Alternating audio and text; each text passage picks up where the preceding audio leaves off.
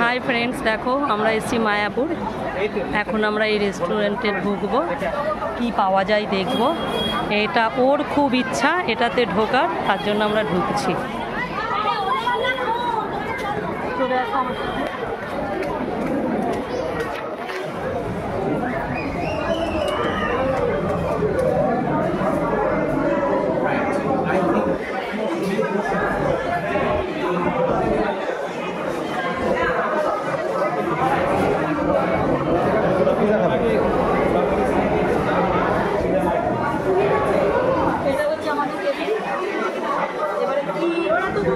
Menu আছে, দেখছি কি অর্ডার করবো আমরা এখান থেকে।